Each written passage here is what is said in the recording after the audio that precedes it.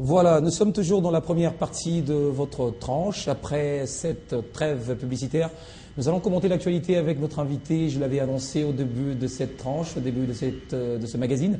C'est Monsieur Michel Kitoko, analyste, politiste maison, Télé 50. Merci d'avoir accepté encore notre invitation et de commenter avec nous les sujets d'actualité. Merci. On en aura deux aujourd'hui, le projet de budget 2013, et puis nous allons faire le point sur la rupture ou, si vous voulez, la suspension de la coopération militaire entre le Royaume de Belgique et le Rwanda. C'est un sujet qui fait polémique. Tout à fait. Alors, première question, commençons d'abord par l'actualité nationale, le budget de l'économie. Ce budget, ce chiffre qui atteint pratiquement 8 milliards de dollars américains ou 7 milliards et demi, est-ce que c'est un budget qui permet de relancer vraiment le développement ou c'est un budget, je dirais, d'aménagement? Mais vous allez aussi lever votre main, comme ça, comme moi, et nous promettre que vous serez neutre et d'analyser ce sujet avec toute objectivité. Oui, avec beaucoup d'objectivité d'ailleurs, et je vous garantis que moi, je suis dans la neutralité la plus totale et dans l'objectivité totale. Je ne verse jamais ni dans les extrémités du pouvoir, ni dans les extrémités de l'opposition. Voilà. Je suis quelqu'un qui, je pense qu'en disant vrai, en étant vrai sur certaines choses, on peut faire avancer notre société que nous avons tous, qui est la RDC. Donc, en ce qui concerne le budget, moi je dirais tout simplement qu'aujourd'hui, le Premier ministre a présenté ce budget qui a été déclaré recevable difficilement. D'ailleurs, il faut reconnaître cet aspect. Pourquoi difficilement? Par rapport au camp du pouvoir auquel il travaille avec. Parce que quelque part, il y avait des embûches, il y avait des zones d'ombre à éclairer sur, un, sa capacité à mobiliser ses fonds, de deux, l'orientation des fonds. Voilà. Aujourd'hui, nous devons regarder la société en toute neutralité, vous l'avez dit, en toute neutralité, avec beaucoup vraiment d'esprit d'indépendance, de conscience dans beaucoup de choses. Vous allez remarquer que la population, qu'est-ce que la population réclame aujourd'hui? L'amélioration des conditions de vie de tout un peuple. Oui. Vous savez, un gouvernement qui ne tient pas compte de la problématique sociale de sa population, c'est un gouvernement qui va en décalage, et décalage total avec la population qu'il est appelé à administrer. Ça, c'est un élément important. Et aussi, il faut regarder la situation dans laquelle le pays est en train de traverser aujourd'hui. Nous avons la guerre à l'Est qu'il faut tenir compte. Nous avons la situation, tant d'autres, notamment en ce qui concerne l'amélioration des conditions de vie de salariés, de fonctionnaires, ainsi de suite. Donc tout ça, ce sont des choses auxquelles le Premier ministre devait s'atteler pour donner beaucoup plus d'explications dans ce budget-là qu'il a dû présenter. Or, aujourd'hui, j'aimerais vraiment qu'on parle à bâton rompu sur un certain nombre de choses en ce qui concerne les conditions de vie de la société, les conditions de vie sociales aujourd'hui. Oui. Regardez la vie de Kinshasa, vous serez halluciné. Moi, peut-être que je n'ai pas l'habitude, j'ai peut-être un regard beaucoup plus ça vous fait froid au dos. Ça me fait froid au dos quand je vois les conditions de vie dans lesquelles la population est en train de traverser aujourd'hui. On peut dire que la crise est mondiale, mais moi je vous dis que le nombre de cadavres, le nombre de morts dans les terrains municipaux quand même attire toute mon attention. Et ça, le gouvernement doit s'atteler pour essayer d'éradiquer le taux de mortalité que nous constatons tous les jours dans les terrains municipaux. Et j'ai été même voir les statistiques à côté de l'hôtel de ville. Ça avoisine à 280 morts par jour. C'est pas normal ça pour une ville comme la ville de Kinshasa. C'est pas normal ça. Moi, je pense qu'aujourd'hui, les conditions sociales de la population, le gouvernement doit s'atteler. Et même les chefs de l'État. Les conditions sont précaires, hein? Mais j'ai dit extrêmement précaire. Extrêmement précaire. Et ça devait préoccuper en premier lieu le gouvernement. Ça devait préoccuper. On ne peut pas administrer une population qui croupit dans la misère la plus totale. Mais est-ce qu'avec avec l'avènement du régime en place, est-ce qu'il y a eu une évolution, une amélioration considérable ou peu significative par rapport à la situation sociale de la population, ou il y a toujours déclin? Non, mais je ne peux pas dire qu'il y a une amélioration, je ne peux pas dire qu'il y a un déclin. Je dis tout simplement que la situation, depuis que je suis ici en RDC, la situation est quasiment statique et la population réclame. Et d'ailleurs, le chef de l'État lui-même, lors des prestations de serment, avait reconnu que cette fois-ci, il va s'atteler sur les conditions sociales de la population. Oui. Parce que le sondage est fait pendant la période de campagne électorale, lui a fait savoir que la population a besoin que leur situation sociale puisse s'améliorer. Oui. Et moi, je pense que dans sa vision, il faut que le budget qui a été voté colle avec la vision du chef de l'État. est-ce que ça colle avec la vision du chef de l'État? Répondez à cette question.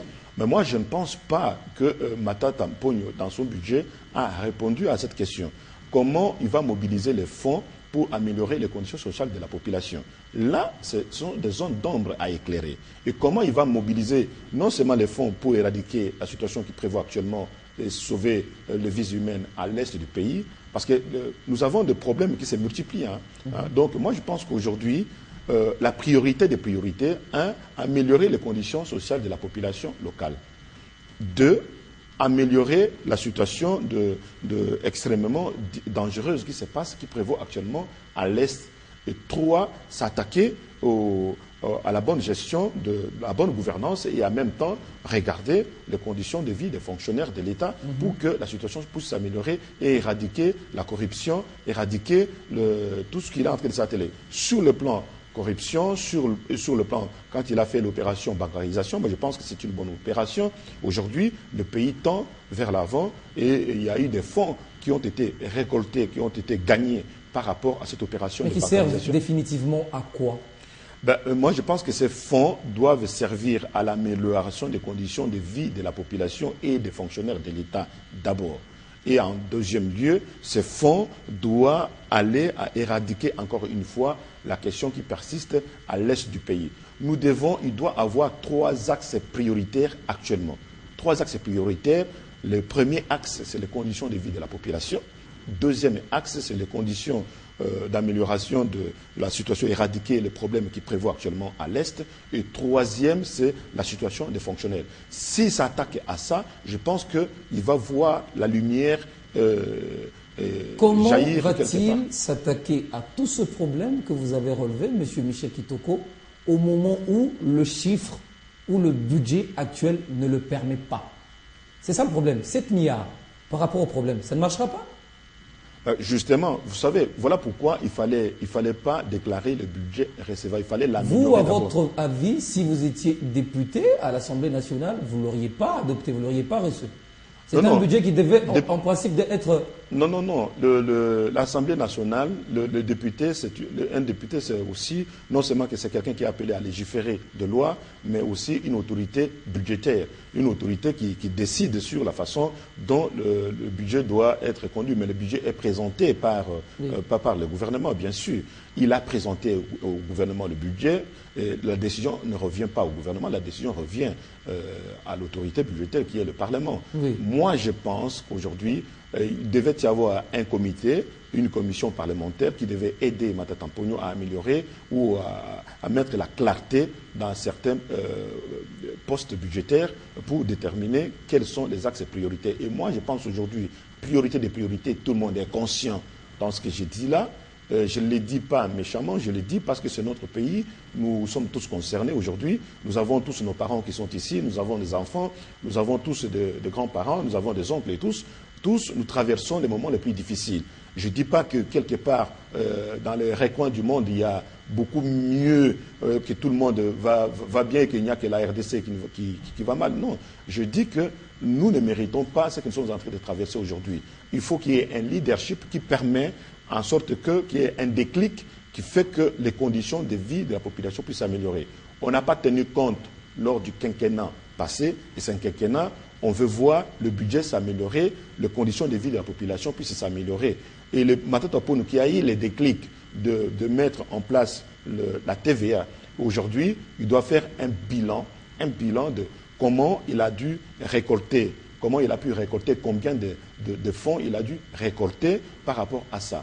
Qui est d'évaluation, il ne faut pas laisser aujourd'hui d'autres mafias s'installer petit à petit et que peut-être il y a d'autres entreprises qui sont nées et qui ne répondent plus à cette problématique-là de la TVA. Oui, TVA, c'est une bonne chose que nous avons soutenue. Aujourd'hui, il va falloir faire un bilan. Combien il en a récolté sur TVA, sa depuis l'avènement de la TVA. Depuis l'avènement de la TVA, combien il en a récolté et combien nous avons aujourd'hui dans la caisse de l'État et combien il va pouvoir récolter encore pour constituer le montant que lui, il a proposé au Parlement. Et quels sont les actes prioritaires? Moi, j'insiste, les axes prioritaires. Mais les axes prioritaires, il les a dit, il les a cités. Lui, il parle de l'enseignement de base, la gratuité de l'enseignement, priorité, il n'a même pas parlé de priorité sur l'emploi, encore moins emploi de jeunes. l'amélioration de salaire, seulement la paye par voie bancaire et puis la relance agricole. Nulle part, Matata n'a parlé de l'emploi, encore moins de manière concrète. Le social, c'est quand même grave. Hein. Oui, mais moi je sais que c'est grave quand tu parles de relance agricole. Aujourd'hui, combien de fois on va nous parler de relance agricole dans ce pays? On entend parler à tout moment. Mais on entend parler à tout moment.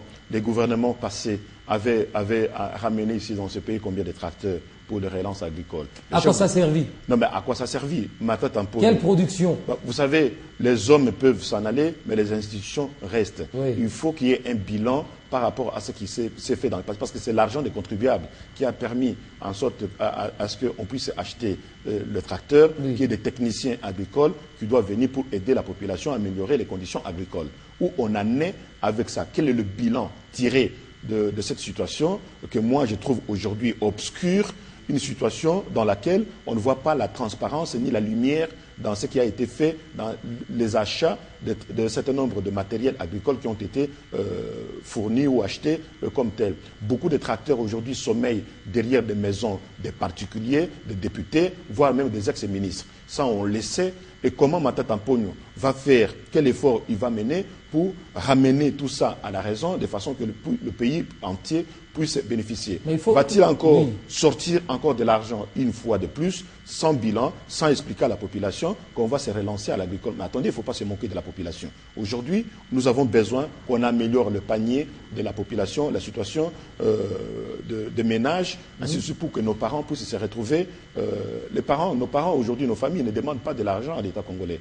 On demande tout simplement que l'État congolais puisse s'occuper de ses administrés et qui sont des citoyens congolais. Ouais. Donc moi je pense aujourd'hui que la question agricole, on ne doit pas comme ça sortir encore une fois, la condition agricole. C'est théorique. Non, mais c'est théorique. Il faut définir une politique agricole claire. Il faut être un fou hypocrite pour ne pas comprendre qu'aujourd'hui, on est en train de spéculer sur la question agricole, qu'on ne va pas dans la réalité. Beaucoup de zones agricoles, aujourd'hui, on ne nous montre pas en réalité l'amélioration de conditions de l'agriculture dans ce pays. Qu'est-ce qui manque à ce niveau-là? Des spécialistes ou quoi? Parce qu'on a pensé que le gouvernement Matata, qualifié de gouvernement de technocrate, allait bien évidemment résoudre ces problèmes. Mais jusque-là, ça stagne. Mais technocrate, il n'a qu'à les montrer par des faits.